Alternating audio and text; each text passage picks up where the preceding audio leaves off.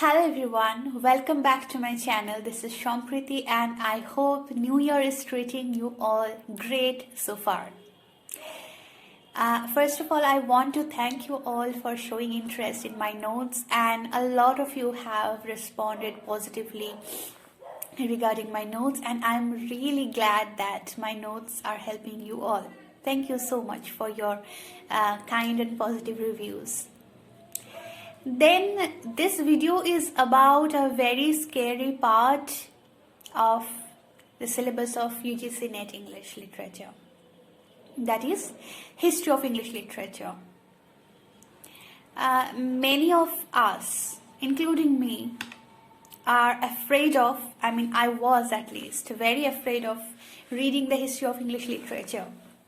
Then I realized that the most scary part of history of English literature is that we tend to memorize the dates, the chronology, the major authors, and whenever we try to memorize something rather than understanding it in a sort of technical way, we just try to plainly memorize something, it becomes difficult for us. Then after a lot of explorations going on, I found one way that helped me to have a visual blueprint of the whole history of English literature in front of my eyes all the time. I have showed it in another video, how I made my wallpapers for getting NET JRF. If you haven't watched this video, I would recommend you watch that, because that really helped me get JRF. On my wall, I have pasted papers where I wrote the important things about history of English literature that you have to remember and that you need to keep in mind always for cracking NET. So starting from Anglo-Saxon literature or the Old English period. I have said it multiple times, I have mentioned it in my notes also and in previous videos also, that you don't need to study Old English literature in detail. You just need to study, explore the previous year papers. If you do, then you will notice that there are very few questions from Old English literature. And just know that there were three dialects of Old English literature. They are Northumbrian, Kentish and Mercian. This question has been asked multiple times in NET and West Bengal set. And there were basically elegies and war poetry in there. Beowulf was one of the major texts of Old English literature. There were other texts like Whitsitt, Walder, Battle of Maldon, and elegies like The Wife's Lament, The Husband's Message, The Seafarer. There was religious poems like Dream of the Rood. And also another thing is that there were a few manuscripts like the Exeter book, the Vercelli book, the Junius manuscript, etc. So just have a basic idea about Old English literature, and you need to start studying in detail from Middle English period or the age of Chaucer or whatever you call it. And in detail does not mean you have to read each and everything, all the dates and all, because if you do that, you are gonna get lost in the ocean of the syllabus. So that is the tactics. That is the technicality of studying for NET, SET, GET and all the other competitive exams for that matter. In 1066 AD comes the Northern Conquest, and after that starts the Middle Age or the Age of Chaucer. Why is it called the Age of Chaucer? Because Chaucer was the most prominent literary figure of that era. Well, in this era, three major events happen. As you know that if you want to study the literature, history of literature, you need to know the political and social and cultural background that is there. So 100 Years' War, the Black Death, and the Peasants' Revolt. The Peasants' Revolt was also called as the Wat Tyler's Rebellion. So these three events happened, major events. So now coming to the major literary figures of that era, they are Chaucer. And for when you are studying Chaucer, don't only focus on Canterbury Tales, know a little bit about the other texts like House of Fame, which was asked in UGC NET 2022, Book of Duchess, Romance of the Rose, Legends of Good Women, where Chaucer writes about 10 so-called good women of history. There were other literary figures like John Gower and William Langland, etc. You will get all the information from NET point of view in the notebook. Those who have already got the notes, follow this video with the notebook in front of your eyes, and then you will be able to keep the track of the chronology. After the age of Chaucer, which ends somewhere in the middle of 15th century, it's 1440 or 1450 AD, starts the age of revival. It is the age of revival because the zeal of literature was revived in this age. In this age also, three significant political, socio-political events transpire.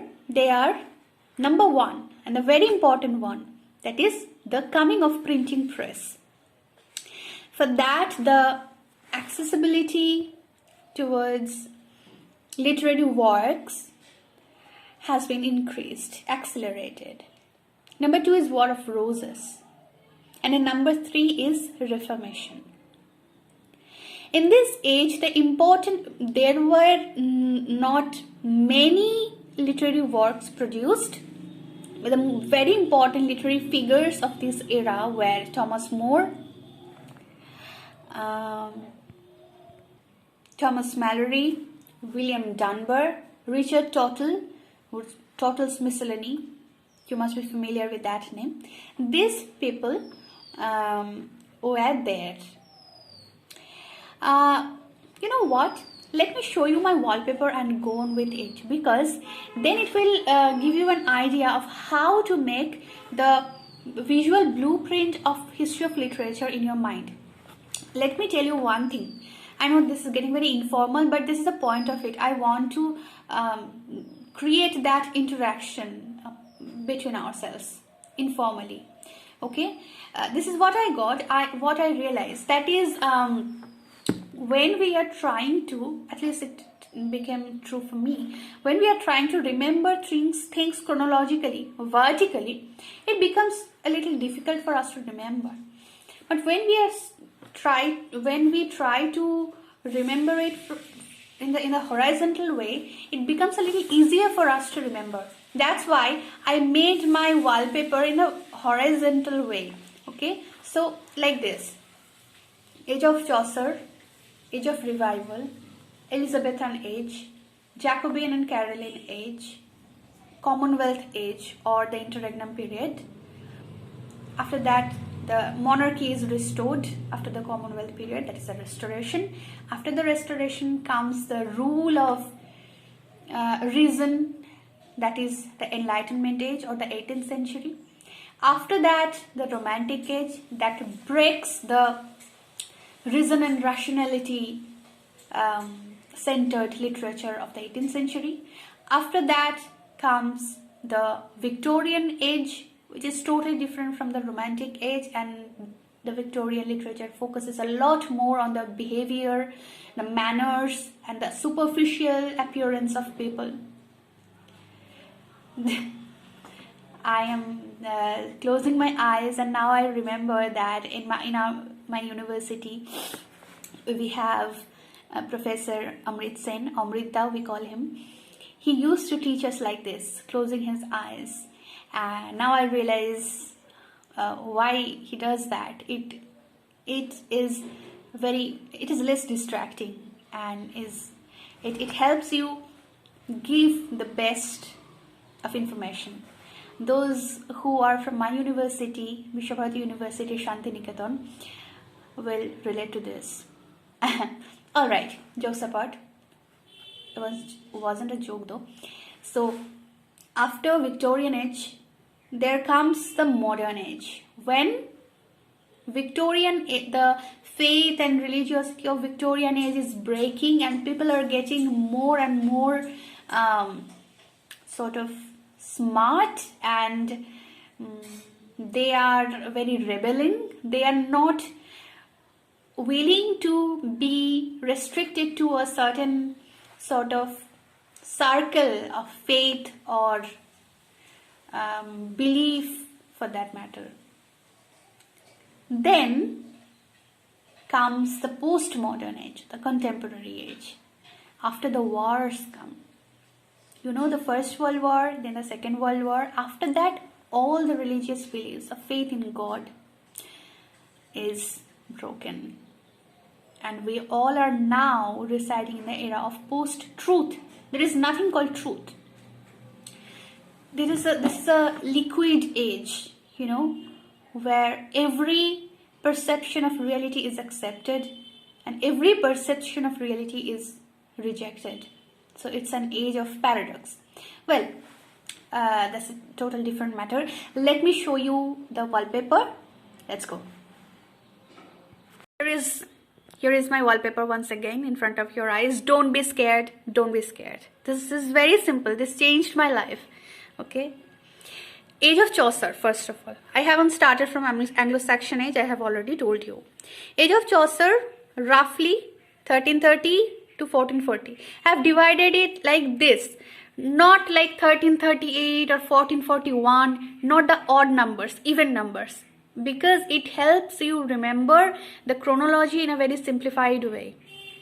Horizontally, okay? So, Age of Chaucer. The major writers are Chaucer, Langland, Mandeville, Wycliffe, Gower, Hawcliffe, and etc. Then comes a printing press and the Age of Revival from 1440 to 1550. Again, this is not accurate. You don't need to remember the ages accurately. But for the reign of Queen and King, like Elizabethan age and Victorian age, you need to know when the queens ascended to the throne. But that's different thing. You don't need to remember the timeline of one age total accurately. Just know a rough estimation of the age. It's 1440 and 1550. In between this, the Age of Revival is there. The printing press is coming. The War of Roses is happening. And the major writers are Lydgate, Erasmus, Thomas More, Tyndale, Richard Tottle, Thomas Wyatt, etc. Then comes the Elizabethan age, and which is one of the very important ages of history of English literature that you need to study in detail. So Elizabethan age is from 1550 to 1660. It's not that 1600. It's not that, but as I am ending it here, the Age of Revival is ending in 1550. We will assume that the Elizabethan age is starting from 1550 and it is going on till 1600. And the very important writers are Spencer, Sackville, Philip Sidney, Michael Drayton, George Gascoigne. Those were poets. Now comes the playwrights: John Lilly, Peele, Greene, Nash, Thomas Lodge, Thomas Kidd, Christopher Marlowe, Shakespeare. They were playwrights. Bacon, Hooker, Walter Raleigh, Richard Hakluyt, Samuel Purchas, John Fox, William Camden. They are the prose writers. After Elizabethan age comes the Jacobian and Caroline age. In this thing, you have to remember the exact date. In 1603, Jacobian age started. King James rules up to 1625, and from 1625 to 1649 reigns King Charles. Charles I is executed in 1649. This is very important. 1649, Charles I is executed, and in this era, era of Charles I, a very dangerous and complicated political unrest starts, which is called the Civil War, and from 1642 it starts, and in 1649 it reaches the acme of danger and Charles I is executed. Okay, in this age the major literary figures were George Chapman, Ben Jonson, which has been covered by it. That should not be, because Ben Jonson was a star of this era. George Chapman, Beaumont and Fletcher, Webster, the White Devil, right? Middleton, Haywood, Dekker, Messenger, Ford, Shirley, Marston. They were important literary figures. And Jacobian and Caroline age is the age where only like the most important things that were produced, the most genre is majorly playwrights. There were also the age of metaphysical poets and the cavalier poets who supported King Charles. However, Civil War and interregnum period started, and this was also called the age of Milton because he was the star of this era. There were other writers like John Bunyan, Robert Burton, Thomas Browne and others. Civil War and interregnum period was not a very fertile era in terms of literature, even though there was Milton and Bunyan.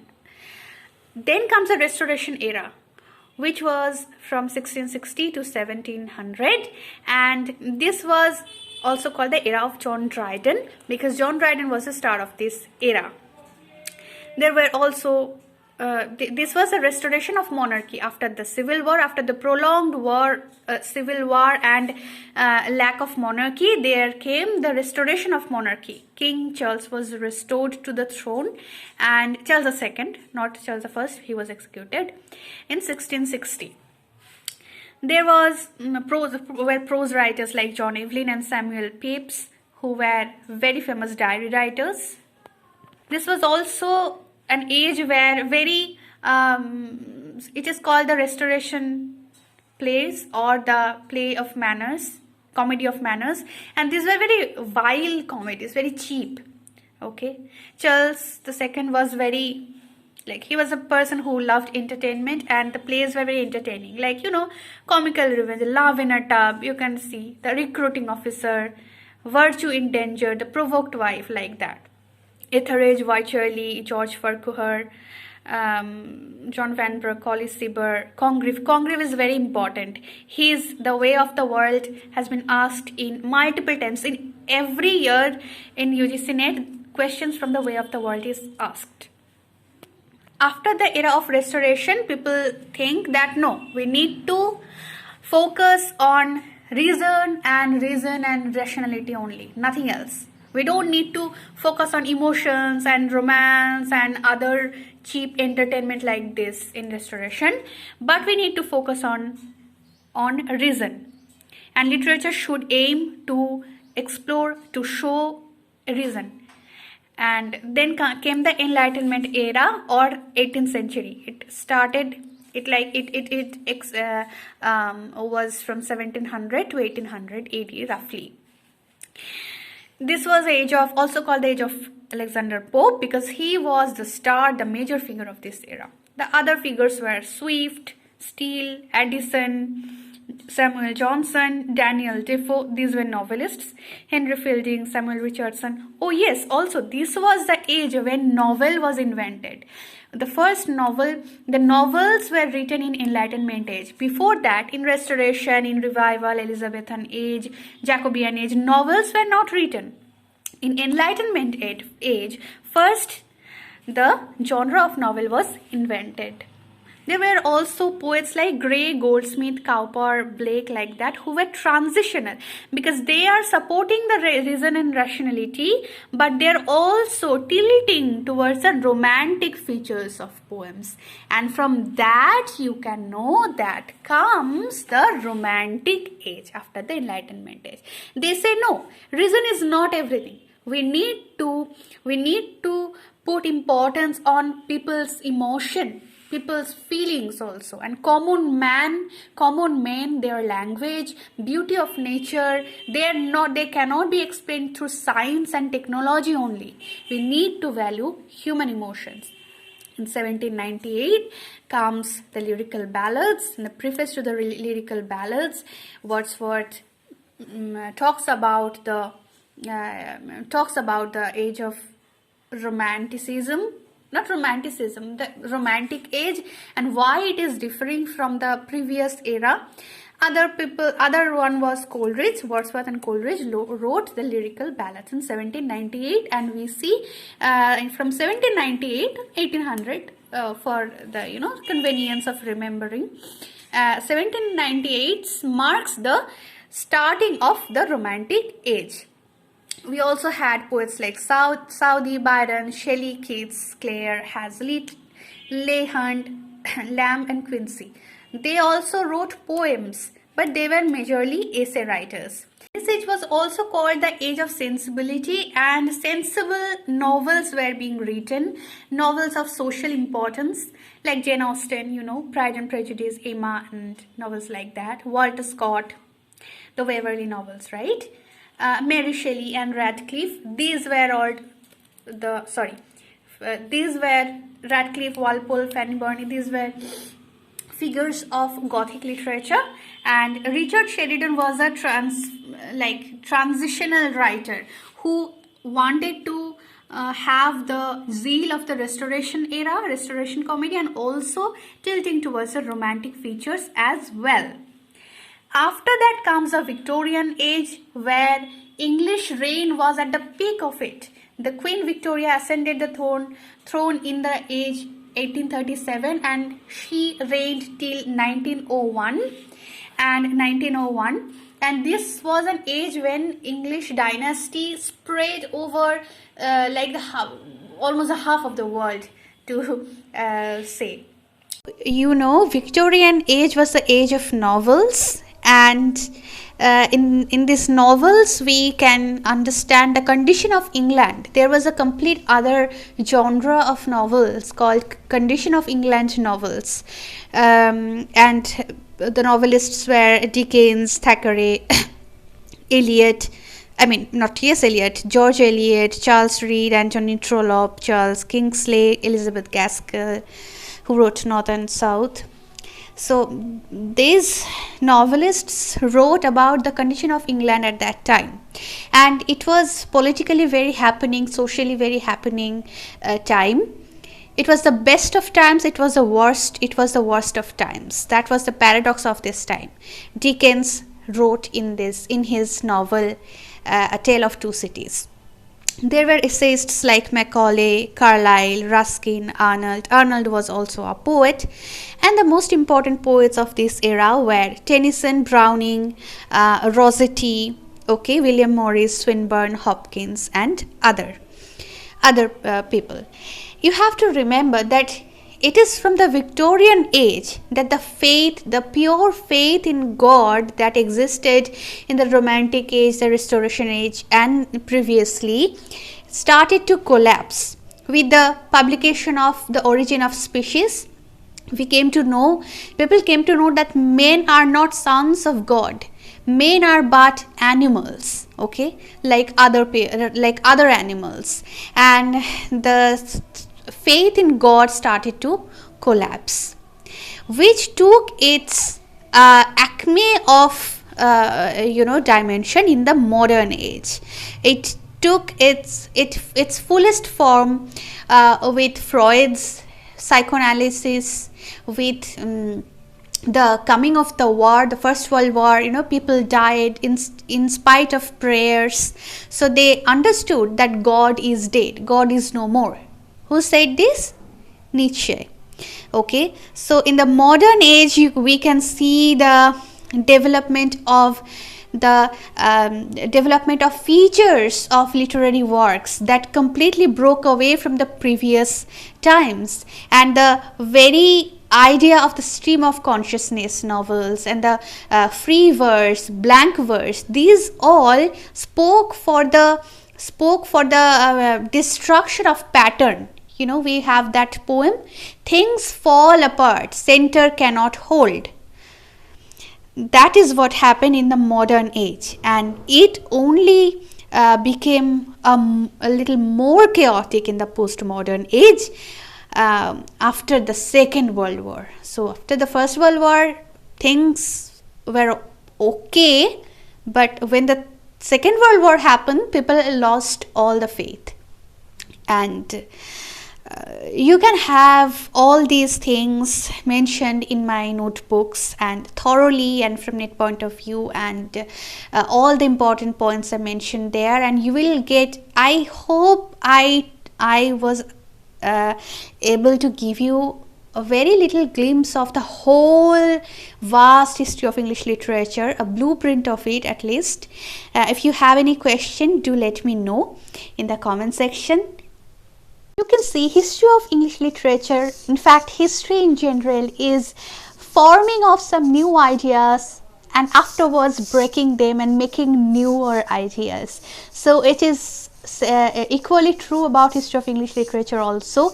In one age some features are blooming, in the age that follows it all those previous features are broken down, all those previous features and ideologies are questioned, and gradually moving forward to newer and newer patterns, newer and newer rules and features, only to be broken again and again with the subsequent eras.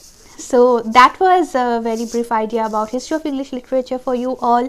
Those who have bought my notes do get to take a glimpse at all of them with this video, and so I hope I was able to help you all regarding having some idea about the history of English literature.